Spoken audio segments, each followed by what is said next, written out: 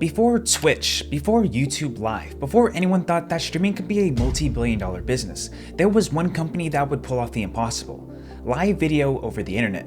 All it took was about 56,000 modems, and a dream that the web could be more than just text and pictures. It all started in the late 1980s, a time where the web was barely a thing and most people were still using text-only browsers like Lynx. Back then, even downloading a single image would take minutes, and streaming video was nothing more than science fiction.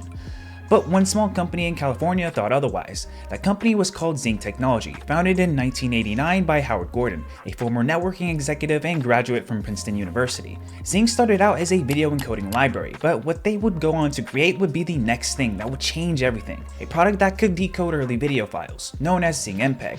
Keep in mind that it wasn't fancy, as the video resolution was just 160 by 120, and it could only handle iframes, meaning that it couldn't smoothly display full motion. But even though it looked more like a slideshow than a video, it was a crucial first step. This tech proved that digital video could be compressed and transmitted, so soon the idea would turn into something bigger. Using what they learned, in 1995, Zing would launch a brand new platform called Streamworks, and it wasn't just a simple player like before.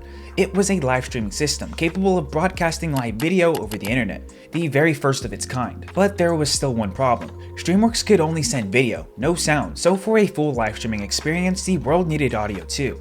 And while Zing was working on video across the country, another visionary had the same idea, but this time for sound. In 1993, a man named Rod Glacier, a former Microsoft executive, would create a company called Progressive Networks. His goal was to create a way to broadcast audio live over the internet, as if you were simply using a radio that anybody could tune into. Keep in mind that this was before things like broadband, Wi-Fi, and modern browsers, as most people were still using dial-up connections, so this wasn't an easy goal. But yet it would happen, because his company would pull off something historic. On September 5th of 1995, the first major live broadcast over the internet would happen: live audio from a baseball game between the Seattle Mariners and the New York Yankees.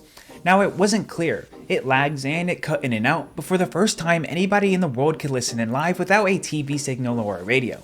All they needed was access to the internet.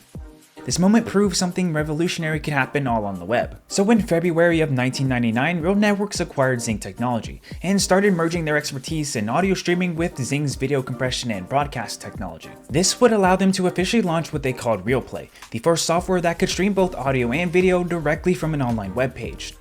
Their software would include their new technologies: Real Audio for sound and Real Video for compressed visual streams. For the first time, you could open a web page and watch something happening live from across the world. Obviously, it wasn't perfect, as only a few hundred people could watch at a time, and the quality was pixelated, buffering was unbearable, and the experience was not that great. But that was enough to prove that the concept worked, because the technology behind it became the foundation for live broadcasts today. In fact, everything from Twitch, YouTube, to even Zoom meetings still use versions of a protocol called RTSP, or Real-Time Streaming Protocol, made possible by Real Networks.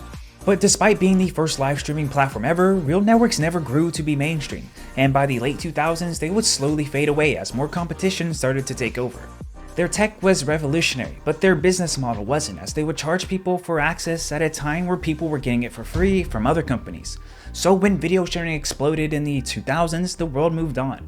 Regardless, without the experiments of Zing Technology and Real Networks, there would be no Twitch, no live streamed events, live news networks, or anything like that. But that's it for this video. If you liked it, I'll see you at the next one.